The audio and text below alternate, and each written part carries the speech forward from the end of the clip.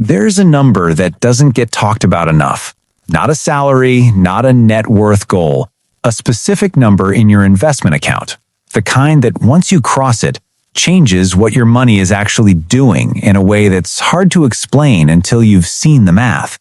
And I want to be clear about what I mean by changes, because I'm not talking about a lifestyle shift. I'm not talking about buying something different or living differently.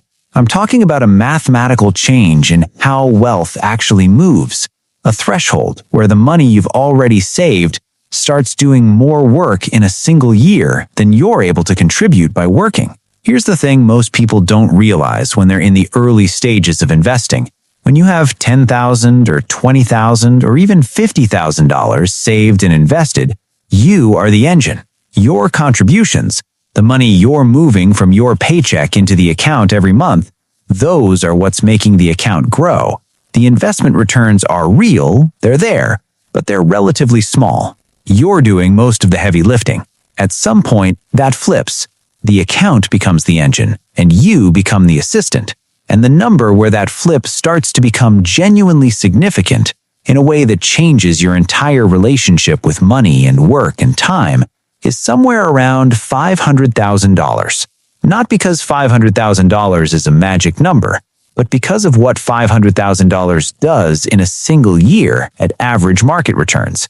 And once you understand it, you'll never look at the path to get there the same way again. My name is Peter, and if you're somewhere on the road toward financial independence, whether that means $50,000 saved or $200,000, and you want to understand exactly what changes at $500,000 and why the math works the way it does, subscribe before we go further, because what I'm about to walk through is one of the most motivating and clarifying things in all of personal finance. Not hype, just math. And math, when you actually see it, lands differently than anything else. Let's start where most people actually are, because you can't appreciate the destination without being honest about the starting point. You're 31, you make $67,000 a year. After taxes, federal, state, FICA, you're taking home about $49,000. Call it $4,080 a month. Rent, $1,500. Car payment, $360. Insurance, $165. Student loans, $295. Utilities and phone, $175. Groceries, $325. That's $2,820 in monthly fixed costs. You've got $1,260 left. And from that $1,260, you're putting $400 a month into your 401k or brokerage account, which is good. That's actually more than most people your age are doing. So you've got $860 for everything else. Gas, social spending, clothing, irregular expenses, anything unexpected. It works, most months. You're not in crisis, but you're also aware that $400 a month into investments doesn't feel like it's going to build anything fast. You check the account sometimes and it's at $23,000 and you think, at this rate, and you do the math, loosely, $400 a month is $4,800 a year. To get to $500,000 at this contribution rate takes over 100 years. Obviously, that's not how compound growth works, but in the early stages, it can feel that way, like you're filling a bathtub with a teaspoon. Here's what that feeling misses, and this is the central thing I want to walk you through today. In the early stages of investing, you're right that you're the main engine. Your contributions are what's moving the account. Returns are a small percentage of a small number. They matter, but they don't dominate yet.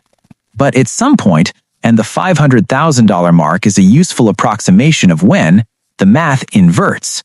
The account starts generating more value in a single year than you're contributing. And then the year after that, it generates even more. And the year after that, more still. And suddenly the question isn't, how long until I have enough? It's, why did nobody show me this math earlier? Let's actually look at that math, because this is the part that changes how you think about everything. Most people think about building wealth as a savings problem. Save more, build faster, which is true. Saving rate matters enormously, especially early. But most people assume that contribution rate remains the dominant factor throughout the whole journey. Save hard for 30 years, end up with enough. That's the model. It's not wrong, it's just incomplete. Here's the part that gets left out. At a 7% average annual return, which is a conservative approximation of what a diversified stock index has historically delivered over long periods, every dollar invested doubles roughly every 10 years. That's the rule of 72. Divide 72 by your return rate to find doubling time. At 7%, that's about 10.3 years. Now, watch what this does to the math at different portfolio sizes. You have $10,000 invested. At 7% this year, that account generates $700. You contribute $4,800 over the year. Your contributions are 6 times larger than your returns. You are the engine. You have $100,000 invested. At 7%, the account generates $7,000. You contribute $4,800. Your contributions are still slightly larger, but returns are closing in. You're still the engine, but the account is starting to help. You have $250,000 invested. At 7%, the account generates $17,500. You contribute $4,800. The account just outpaced your annual contributions by more than 3 to 1. Something has shifted. You have $500,000 invested. At 7%, the account generates $35,000 in a single year. You contribute $4,800. The account is generating more than 7 times what you're putting in. You are no longer the engine. The account is. That's the flip. That's what happens at $500,000.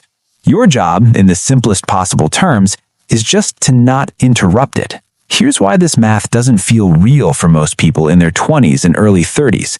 It's not because they're bad at math. It's because of something that behavioral economists call present bias, the tendency to weight near-term outcomes much more heavily than long-term ones. When you're putting $400 a month into an account and watching it grow from $8,000 to $9,000 to $11,000, the growth feels proportional to your effort. You put money in, the number goes up. It feels like a direct exchange. You're doing the work. What present bias prevents you from seeing is the exponential nature of what's coming. Not in a vague, compound interest is powerful way. That's just words until you've seen the numbers at scale. But in a specific, concrete way that changes how you think about every financial decision you make. Because here's what the account at $500,000 does that the account at $50,000 doesn't. The account at $500,000 at 7% average returns adds roughly the same dollar amount each year as a solid full-time salary at the income level we've been talking about.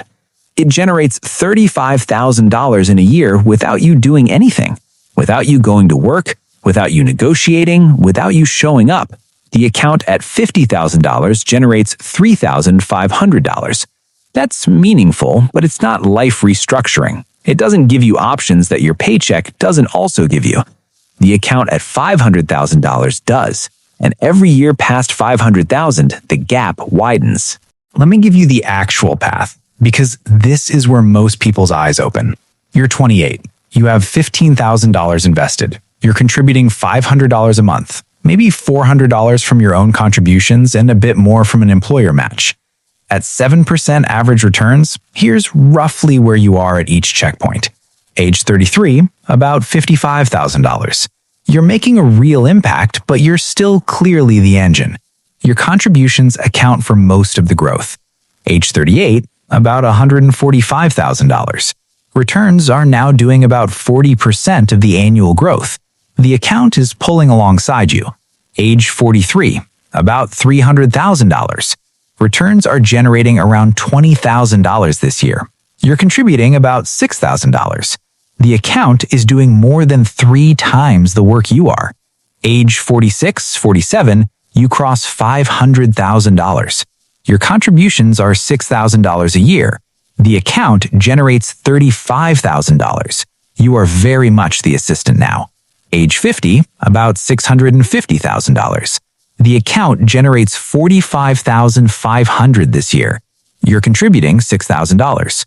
Age 55, about $950,000. The account generates $66,500 this year. This is more than your annual take-home salary at the income level we started with. Age 60, about $1,350,000.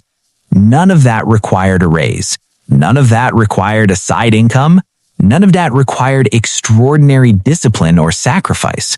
It required a 28-year-old putting $500 a month into an index fund and then not stopping. That's it. That's the whole plan. The reason most people don't do this isn't laziness.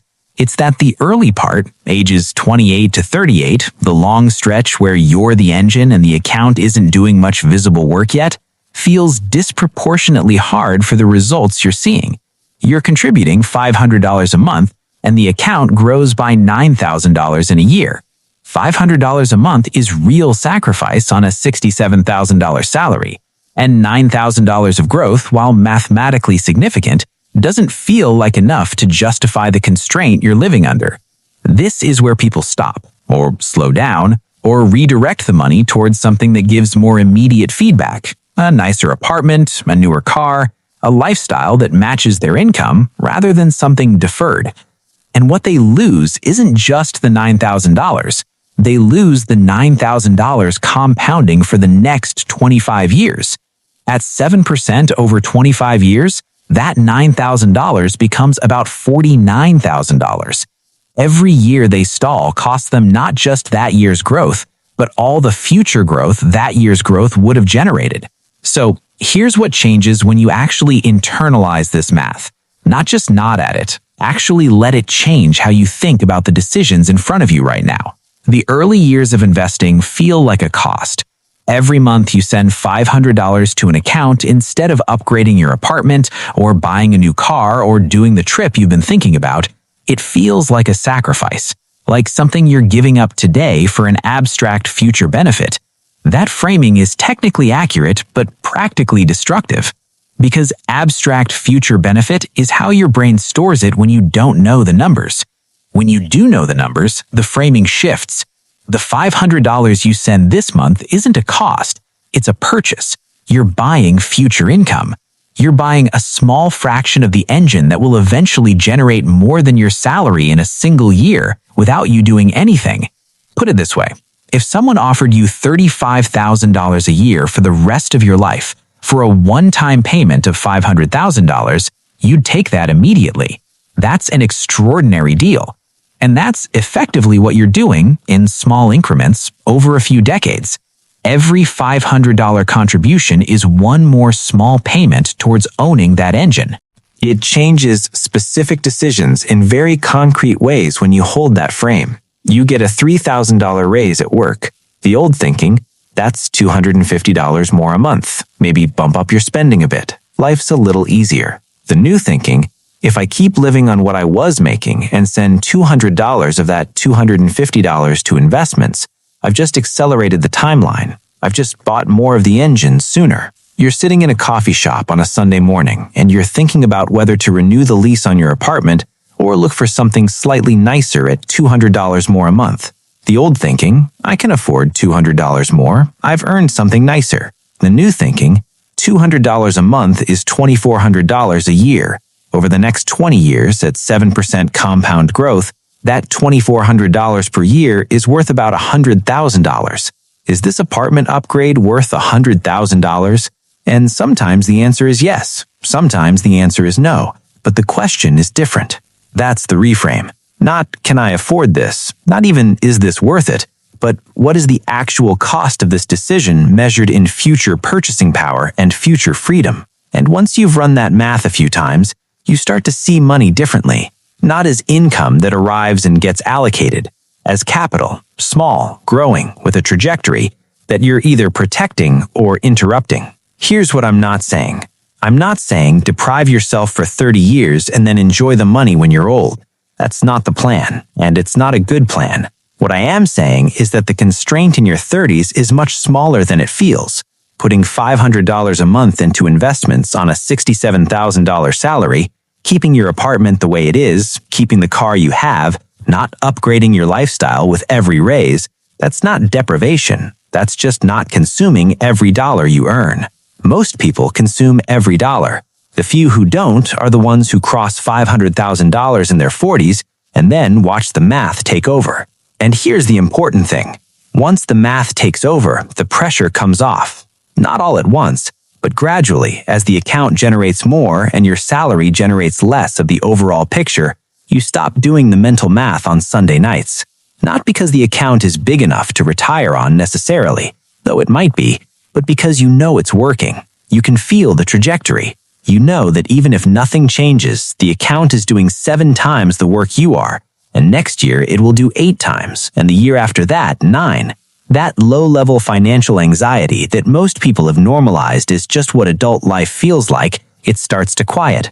Not because you're rich, because the math is on your side, and you can see it. So here's the actual thing about $500,000 invested. It's not the destination. It's the point where the journey changes character. Before $500,000, you're running uphill, and you can feel every step. After $500,000, the hill starts to flatten.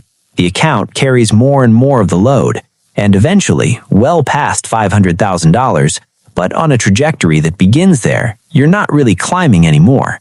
You're walking a path that moves on its own. The math doesn't care about your timeline. It doesn't care how long you've been contributing or whether the early years felt slow.